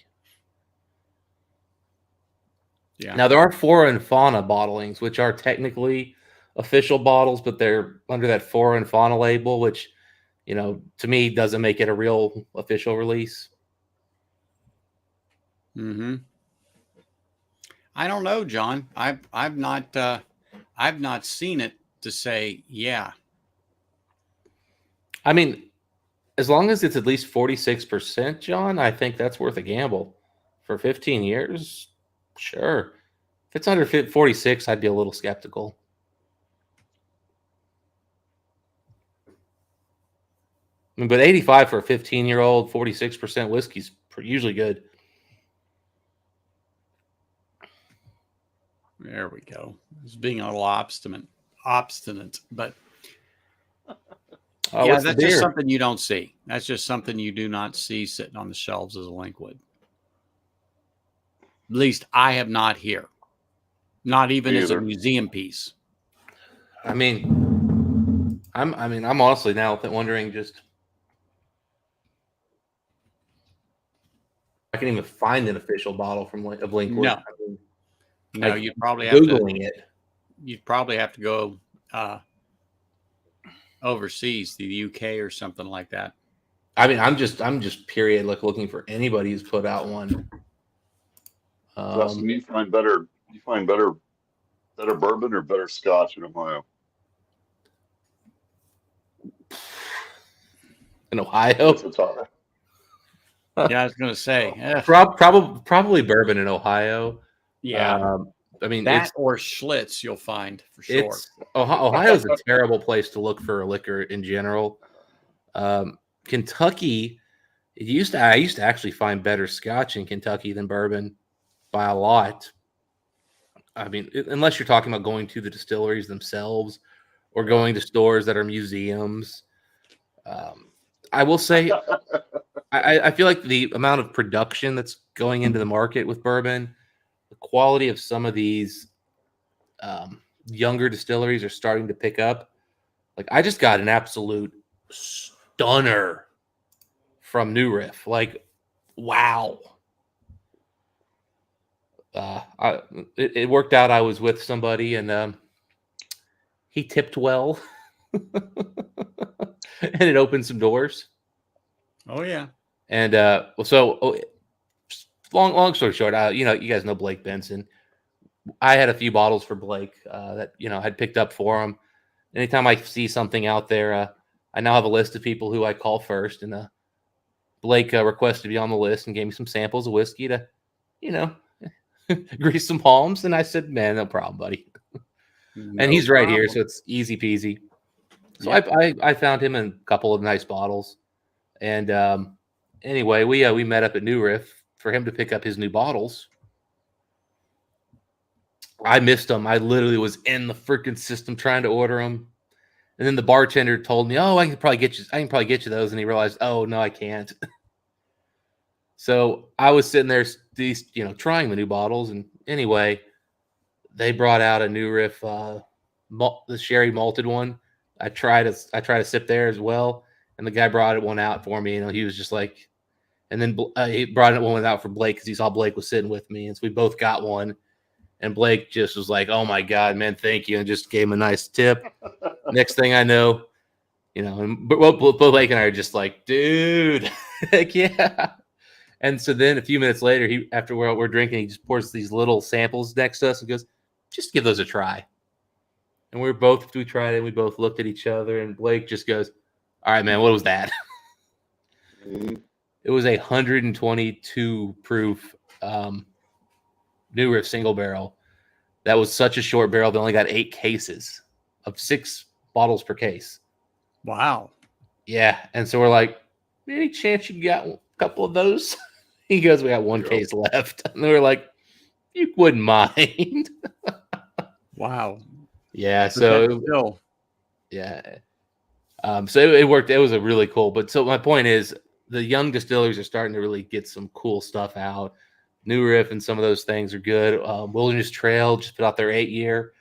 I think it's still a little young for Epic, but we're seeing better stuff coming out. So now Kentucky's starting to be a fun place to get whiskey again because there's good stuff coming out, man. Mm-hmm. We're finally like past that like dark age where it was like everybody was cutting age statements and things were getting harder to get. And we started to think we were seeing the end. And then, Old Carter and Foregate, all of a sudden they disappeared again. And you're like, well, there went that. What's left? So, yeah. Well, long-winded answer. But that's the way it is. Yeah. That is the way it is. That's for Oh, sure. buddy. No Name 3 is a great bottle, John. Yeah. I've got one unopened bottle that I had a friend actually the other day emailed me. He's like, "Hey man, you want another bottle?" And I'm like, "I just can't spend the money." Exactly. Like I'm just like, man, like I've got to stop buying third bottles of stuff when I'm. Meanwhile, I'm like, today I got this close to being this close to bankruptcy. I found a Springbank 30 today on the shelf. Ugh. I've never left a Springbank that I haven't had before on the shelf anywhere ever. But I couldn't do it, man. $2,500. Oh, Yeah. It's like you're kidding me. I mean, I just paid $1,100 for a 25-year-old, and I thought like that was the most I've ever spent. I couldn't believe I went there and I saw it and I was like, I have to have it. I saw the 30-year and I was just like, I can't have it. Like I can't do that. Mm-hmm. Oh, there you go, John. You bought the No Name 3. Good deal. Yeah. That is incredible whiskey. It is. After hearing, yeah. It is. Well, I saw one of the No Name Compass boxes a few days ago, but I couldn't get my grubby little hands on it. Someone had already gotten a hold of it, and I'm like, they were holding it. I said, holding it? Did they pay for it? No. I said, I got the money right now. You can hold on to my cash, and I'll take your bottle. Yeah. Right? It's retail. You're holding it to somebody? Well, I'm holding these presidents. I'm willing to trade these presidents for that bottle. Right now. You won't have to hold that bottle anymore. You can hold these presidents. Didn't work. Hey, you made him an offer. Oh, yeah. I had a bottle. Apparently it was an offer he could refuse. Well, yeah. Yes, it was. Yes, it was, without a doubt. What was that stick you were holding up there, Z-Man? I couldn't quite catch the band on it. Southern Draw Broadleaf. Okay. Where'd you find that? Where'd you find that one at? I just find it here, Cigars Daily. Your website set up. Hey, Anthony. Merry Christmas. There you go. Very fair price on that too. Mm, You know I'm going to look. let's look up cigars daily. Look up Southern Draw. I will tell you that bottle will not make it to you quickly, but it will get to you. Those guys are awesome. I live in East Mesa. The stores in Glendale. So usually 2 days I get whatever I order from them. It's getting harder to find good cigars too. So on that bottle, that was the one I saw here for about $159. Yep. That was the one because I looked at the makeup of what's in it, and I'm like, oh, that's it. Lafroig, Klein Leash, Bowmore. I was like, oh, yes. And what? 10,000 bottles, period. Yeah. So this will be about 167 to your door after exchange. If your credit card charges you a fee, then it'll be another 3% or whatever. Mm-hmm. Once you kill, yeah. So not terrible, and maybe that bottle needs a friend to come with it. Yeah, usually you can always find a friend to go with it. Yeah, that's why it's really good. Although they've kind of they've been picked a little bit over the last year. The COVID markets have unfortunately ruined it for all of us, I guess. Mm-hmm. Yeah. All right, I got to get myself another pour here. Let's see. Since I went ahead and poured that 80 rat tray just to get a little taste. And I haven't tasted it yet. I just poured it, but I'm nosing it. Honestly, it's like an old version of what that orchard fruit sounds like. It's all the fruits, but it's got that nice little like bookstore. it looks really dark. It's got a good color. I mean, it's not quite. It's dark enough where it would be like a disappointing bourbon color, but not outside the realm of being almost a bourbon color. Well, I wouldn't have pegged it as a Scotch because of how dark it seems. Yeah, it's I mean, again, it's got some good age. I mean, it's good age, and one of these could have been a sherry cask. I don't think that all of them were. I was just going to say it's almost as dark as that Belvini 15 that I was drinking. No, I think that might just be my lighting. I mean, if you, yeah, I know. Once you put it up there, it's got a nice deep gold color, but it's not. That looks darker for sure. That one's definitely darker, Z-Man, without a doubt. That's a 10 cup 10 year. Somebody gave me a taste of that, and man, if they could have brought the proof up enough to give it some body, that's got a great flavor. The problem I got with it is the price, but it tastes good, Dustin. This is good stuff. I mean, again, if they just upped the proof a little bit, I think that could have been. Heck, they could have even raised the price a little bit on me if they brought the proof with it. Yeah. Because John talked about the cast strength Highland Park. That's what I'm going to have next. Yeah. I want to grab one of those. That same place I sent you, Anthony, has the Balvenie 19-year-old week of peat. It's a little pricey. I hate to tell you. They have the 17-year that's very fairly priced, but they have the 19-year that's double the price of the 17. I'm sure. Man, do I want to try both of them. This is John's fault that I'm pouring some more of this stuff. Oh my gosh. Drink this. The brown sugar and caramel on the nose right off the bat. Oh my goodness. Yeah, this drinks like a good old whiskey should. And 21 years old generally do not drink like good old whiskey should. Official bottlings. This is an 80 rat tray. It's just a blend of like 4 different single malts. So Tamdu, Strathmill, Mortlock, and Cragganmore. And Sagamore? Huh? Sagamore? No. Cragganmore. Cragganmore. Oh, Yeah, not Craigellachie, but Craggamore. Correct. And yeah, just a really lovely blend. Has like just kind of, it's kind of reminding me a little bit of. So Mike and I just released a video today, which no one's going to watch because it's a old bottle. But it was a 28-year-old from Singleton that was released by Diageo's in their special release line in 2013.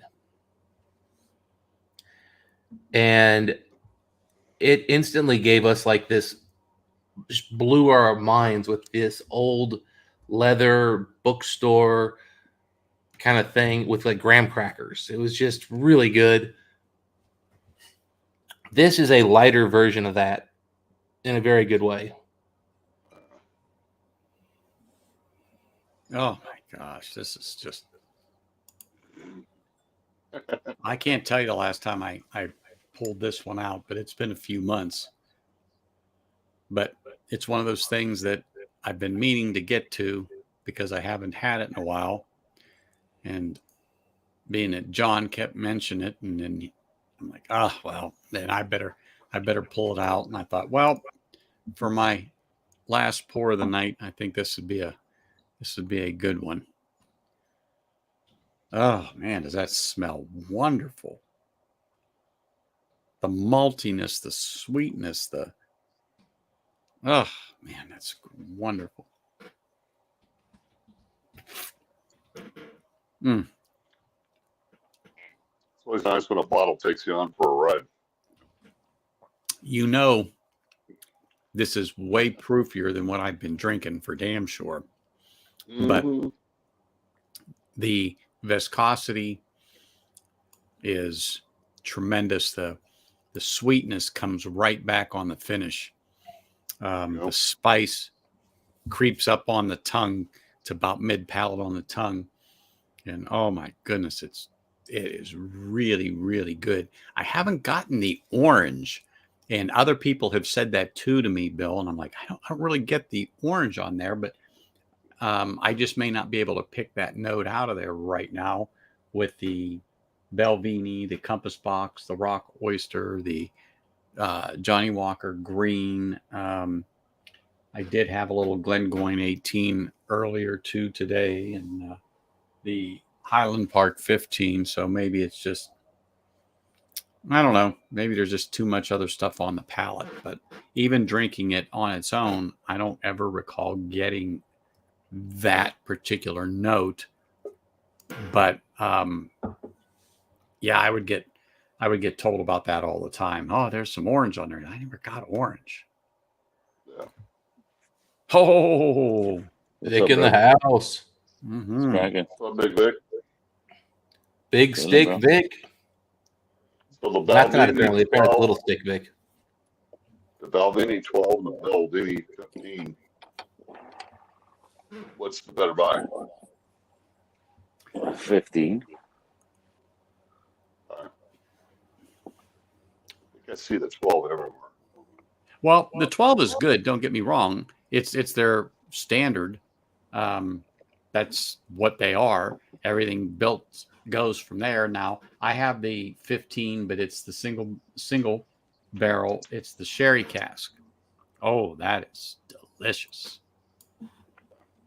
Yeah. So if it's the 15 on the sherry, it's like, Yeah, I think they right now have 3 12s you'll see on the shelf. They've got the double wood, which is kind of your standard good whiskey. They have a single barrel ex-bourbon 12 that will be polarizing. I think a lot of people are going to find it offensive with a lot of sour notes. Some people are going to be like, oh my God, this is what I was looking for. I think most bourbon drinkers are going to be in that latter category. And then they have the 12 year, was it Toasted American? And Vic, you've actually had that one, and I really haven't, so I can't even comment on it. Bro, I'm not a fan of those. I've heard a lot of people weren't, so I kind of, that's why I didn't buy it. I'm not a fan of the 12, the regular double 12. That Okay. one this is actually a little bit better. Okay, so you like that I one? liked it. I like liked that one better. Yeah. This is that toasted American, and I Gotcha. haven't cracked that yet. Yeah, fair enough. But yeah, the 15 is delicious. It The only is. problem with the only negative with the 15 is the price is going up. But truth be told, it was probably underpriced before, and we were just enjoying a value bottle that we really didn't want to think of as value. Mm-hmm. Yeah, I $15. find the 15 for like 150 around here.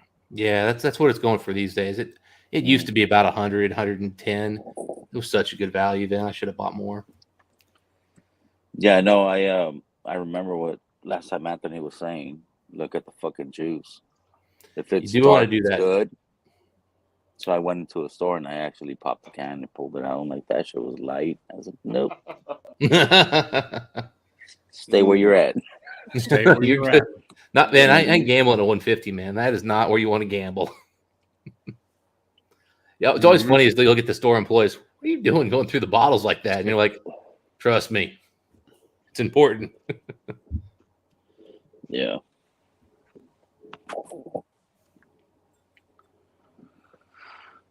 So how's you guys' night going? Perfect. I just poured my last pour of the night. I poured that cast strength Highland Park. So I Z-Man's just finishing fucking- his beer. I don't know what were you else were you drinking there, Z-Man? That's what I pour right now. This shit There is you go. good. Tin cup. That's what I Tin thought. cup, I yeah. you had pulled out there. Is that the 10-year? Yep, that's Is the that 10-year. the bourbon or the American whiskey? American whiskey. That's good shit, Okay. man. Okay. You like it? I've tried the bourbon, but haven't had the whiskey. American. I had that American whiskey. Oh. I didn't like it. I gave the bottle away to my neighbor. I'm like, here, bro, take the shit. What is this? This is American whiskey. I still haven't tried the bourbon. Or an ADHD, it's all the same stuff. Yeah, the bourbon is basically, I mean, it's just an average to good MGP bourbon that's watered down to hell. Well, Matt said that American whiskey and the bourbon is the same juice. Right. They just labeled it fucking different. I heard him say Everybody that. else, But everybody has a problem with it because of the proof. The 84 for $45 ain't worth it. It's just yeah, good the MGP proof. flavor. It's a sipper. It's a sipper, man. Yeah, but you think about it, like people are paying $200 for a cast strength 10-year out from Foregate for MGP. Like, I don't know what you're talking about, bro. Tell them, Vic. So you don't have any idea. I don't know what Yeah, I you're want talking that. about. I think I have it. Mm-hmm. So when you think about that price, they didn't put that much water in it. Yeah. But man, it just ruined it though. I'm with you. There's a one of the websites I look out. There was a new Torgate that came out too. And I didn't go surfing for it. Which one's that? I don't know what it was. It was like bourbon. I don't remember what it was. Sealback. Yeah. I think the new split stave. Some split stave they came out with. Yeah, I'm waiting for my credit card to cycle. I'm gonna probably pick up the that cognac finish one they did a few months back. It's still on a couple sites. Oh, I can see why it didn't sell out fast because it's like 7-year bourbon and it's a little batch kind of 18. spicy for some people maybe, but man, Yeah. that hit a lot of good. good spots for me. That shit is good, bro. Yeah, I really enjoyed it. And the funny thing is, like if you describe the tasting notes to me, I'd have passed on it. But when I tried it, I was like, man, this is all the things I don't like in some of the Foregates.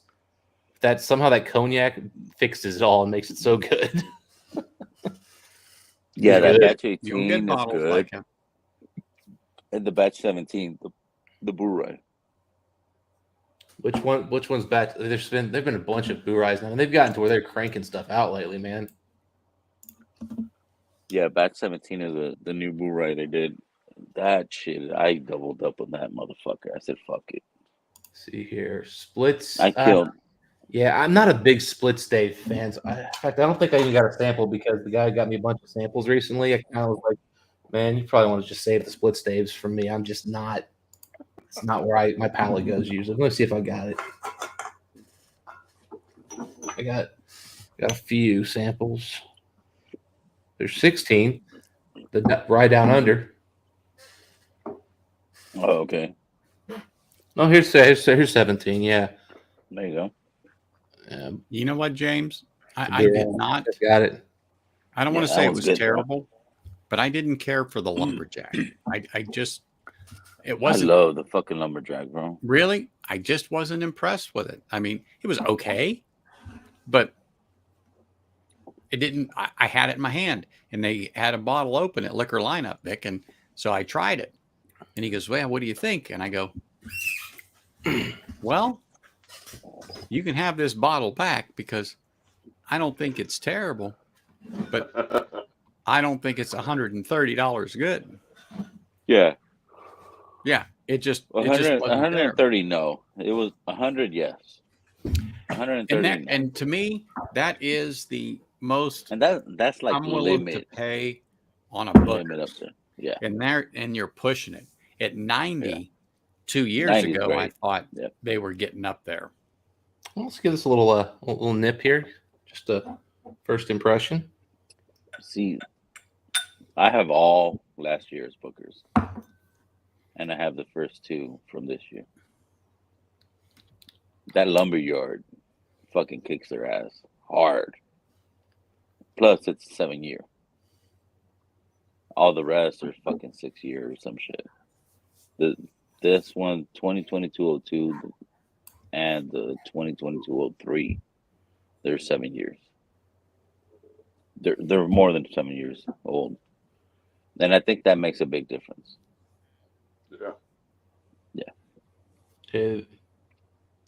These French oak casks they're using to finish this thing in. Wow. Yeah. You like the nose on it? Yeah. Told you. That split say motherfucker. They got a hitter on that one. They've done something nice here for sure. I've got about 7 to wash tonight, Richie. So understand that. Oh Dude, man, Richie. dude. Mike was joking last night. He goes, "Man, I have worked out I haven't taken more than 10 days off the gym in 23 years. And yet when you guys come over drinking, I wash so many glasses, my forearms hurt for the next 2 days." He goes, "Sometimes I can't even finish my workouts. I can't hold anything." That man washed 70 plus glasses last night. Good for him. Orphan Barrel. Which one is Oh, that? that's a woman of whiskey sample right there. That is such a good. If they put that at a higher proof, man, that could have been the best whiskey that came out this year. It's There that you good. go. Which actually reminds me, I got to send a note to Jason. I'll send it to him tomorrow. I got a bottle of that for him. I left it at Mike's house. Of which one? The Fable and Folly. Oh, the Folly. Yeah. Yeah, we got another batch that came through locally for 150. The first batch was 160, so price actually came down. I was like, "Hey, buddy, I can get you one for 150. I'll be in your area not too long from now." Yeah. So yeah, Richie, You go it's there. funny you should mention that. I'm looking into that, and a few other things. Just haven't decided on what, and even a T-shirt because I keep getting asked about that. So anyway, it's coming. I don't know what will come first, the chicken or the egg, but something will be coming. I'll let you know. Anthony, you know who you got to fucking help Yep. you out with the shirts. Oh yeah, I already talked to him. Yep. Okay, yeah. And no sense in reinventing the wheel. Nope. This is really good. Nope. Told you. Works well for you. Yep. Yeah. It works great for me. A Yeah. lot of people have my fucking shirts. I've got one of your shirts too. I bought the Big Vic Energy shirt instantly, Oh, yeah. man. Boom. That one Mhm. one is a better quality than the other ones. That's a there nice you go. shirt. Like when I got it, I was That's a like, nice man, shirt. this feels like a $35-$40 shirt I'd pick up Mhm. at like the mall from like Ralph Lauren or something. Hmm. That is a nice shirt. The bad the thing problem, is that on the regular sizes, they got good quality fucking threading and shit. On the big sizes, that's where we have the fucking You probably have a hoops and similar shit. quality to this shirt from Scotch Down Under, which is definitely not a high end T-shirt. Like it Yeah, definitely yeah, has. I mean, don't get me wrong. The Ken's shirts, and I've been told this is going to shrink more than I like, which is why I bought a couple of sizes. This one's too big. The other one I bought, it fits fine now. I'm told it's not going to fit after I wash it. But Some I of mean, those- it feels nice, but it's not a good cut. It's just kind of. I mean, heck, like my shoulders are like I see these little like spike things coming Oh, up the here. little spikies. Yeah. Yeah, and like it should sort of fit. It's weird draping, just Yeah. weird. you know, Richie J, I'm just not sure if it will be a Glen or a rocks glass or something Glen along Cab, this line Glen that has Coins. a stem, because I like this so my whiskey doesn't heat up. Yeah, if you And, hold the blend down here, it doesn't heat up either, man. Correct. But I just like, it's easier to hold this. Yeah. It's just, so I At don't some know. point, Mike and I need to look into getting glasses and other stuff. But if we do it, just because of the channel branding, it would be cool if we could get like a Capita with our logo on it. It's still from the Glencairn company. It's all same that. And if you don't own a Capita, you really need a Capita because it will make some of those lower proof whiskeys you guys don't like substantially better. Won't solve all the problems, but it will make them drink better. It'll improve it. Yeah, because it's basically what happens is it's a tighter nose on it, like the hole at the top's much tighter, and so it makes the nosing experience more intense. And the reality is, your tasting and smelling are so interrelated. Because you smell it better, you'll get more flavor on the taste. Okay. And I have done side by side, same whiskey, different glass, and it shocks me sometimes. Also, those 140 proofers, do not put them in the Capita. It hurt. Like it'll singe your nose. Like I started sneezing one day. I went, achoo, achoo. Like, oh my God. I had to like step away. Oh, yeah. You get Tell the you full what, force in that that motherfucker. 15-year or 14-year MGP, that was 140 proof. What a beast. I've never had that one. I got the 10-year. I didn't get a bottle. I got a very small amount. Mike, we got a sample so Mike and I could review it. It's part of kind of a sample swap and stuff. So very lucky to get to try it. What sucks about that is it's a whiskey that I'm pretty sure is going to be substantially better a year or two after it's been opened in the bottle. Yeah. Because it was the like level of heat on the palate was shocking. On the nose, man, you could just dig in, just nose it all day, and it smelled amazing. And then you taste it, and you're like, "What was that?" Nice. Dude, I could almost go for a bottle of this damn stuff here, man. Yeah. Hey, I'm telling you what, this Highland Park cast drink's really, really hitting it for me. But it is enjoyable. That is for sure. Very enjoyable. I tell you what,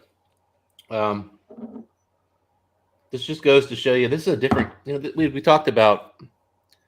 You know, we talked about earlier, Anthony, the English word blending, which just means putting different things together, unlike the legal terms. This Fourgate's a good example of really cool Good blending. They blended a good bourbon blending. and a rye, and then they Mhm. finished them in different casks. I mean, they're blending it, and then they're blending more stuff. Like they're just this continuous blending process, and it's clearly producing some quality stuff. Bro, I bought a backup bottle of that one, and I fucking killed the first bottle. I haven't cracked my other bottle because I'm like, once I crack this bitch, it's gone. Gone. Yeah, It's gone. Yeah. Gone. It's that Yeah. good. Well, like I the only rye that rye only rye whiskey that Fourgate's done, or really anybody's done that I bought a backup was that Ruby Rye Springs from Fourgate. See, I haven't had that one, and I fucking kick myself because I never got it. And I heard so much fucking good ass reviews on that shit. It was good. I at some point I've got to compare that to the new what's this one? And I'm hearing this one's better actually. So if you didn't get that one, the Batch 21 Port Perry. Oh, okay. That I'm hearing that's better. You can see I've tasted it. I'll be honest with you. I don't remember enough of the tasting to really offer you an opinion. I remember it. I remember it had more port like on the upfront initial part, but like I mean, when you drink this much of a whiskey, it's really hard to give a confident statement. And I think it had some other stuff before. It's Richie. Palate fatigue, bro. Richie's always plugging me and shit. Love you, bro. Dude, Richie's just out there to support the community, man. Love the guy. Do his thing. I mean, as we all know, Richie is the official norm of. He is too. And you know what? And I'll tell you what. If we can get Stahl on that, Richie, if you'll consent, we need a shirt with your photo there, and somehow some kind of like Cheers theme where everybody's saying Richie. Oh yeah. Would be one of the coolest shirts ever on the Whiskey Tube community. I think everybody in the community would want a shirt that says Richie. Oh yeah. Yep. They would too. Yeah, like again, if you could get something where it's like everybody's like the Cheers crowd all like doing this, and then it says Richie instead of Norm, would be amazing. It would be too. It would be too. Of course, the only problem with Richie is he has a very controversial last letter in his name that splits the community. Here in America, he's Richie Z. Over in the UK, he's Richie Zed. So,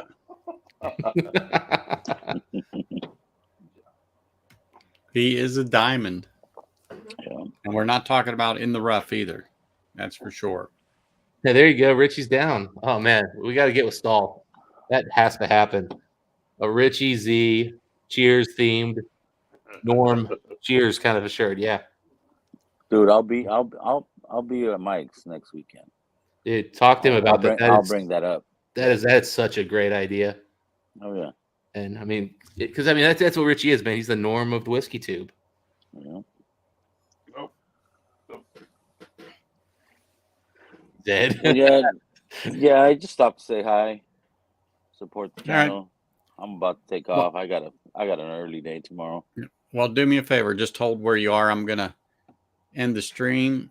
Everybody on panel, just sit tight. And I just want to say thank you all. Enjoyed the discussion about blended whiskeys in general. I think it's a topic that we could continue to talk about, but I think it's a topic that gets a bad rap for no real reason, because there are wonderful whiskeys out there that are, let's use the term loosely, blended, that we all like. And it just doesn't say it on the bottle, but it's a blend. So with that, do not be afraid to go out and try some, particularly some of the ones that I mentioned from Compass Box. If you could find the Rock Oyster, that's the older one. If you find one that says Rock Oyster, that's the older one. Now it's Rock Island. They are great. The Johnny Walker Green, the 15. Again, it's another great one. Try them. If you guys are looking for something different, try it. Particularly if you're into the Irishes that are a malt. Come on, give it a whirl. Don't knock it until you tried it. Shit. But that being said, again, thank you all. And I do look forward to seeing you guys again next week. And I just want to raise a glass to everyone and say cheers. Cheers, y'all. Cheers. Cheers all.